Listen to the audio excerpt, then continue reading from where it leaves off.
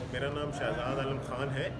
मैं आलमी इदारा सेहत WHO में national professional officer for NCDs हूँ, नॉन कम्युनिकेबल डिजीज़। तो आज हम 2023 के जो वर्ल्ड हार्ट डे है उसके लिए खड़े हैं। आज 29 सितंबर है और यहाँ जो ये डे बनाने का WHO भी कर रहा है, आप भी कर रहे हैं सारे कोलैबोरेशन के साथ। मकसद इसका ये कि अवेयरनेस फैलाएं, लोगों में आगाही लेकर आएँ कि दिल के अमराज किस कदर जानलेवा हैं और इसके अंदर जो प्रिवेंटेबल फैक्टर्स हैं, ख़ास तौर पे जो वॉक है, एक्सरसाइज है, हेल्दी लाइफस्टाइल है, कितना अहम है। मेरा पैगाम आज के दिन के हिसाब से ये कि वॉच योर ब्लड प्रेशर। ये किलिंग डिजीज़ है, ये बिल्कुल ऐसा रिस्क फैक्टर है जिसको आप कंट्रोल कर सकते हैं अपनी डाइट के साथ भी, एक्सरसाइज के साथ भी।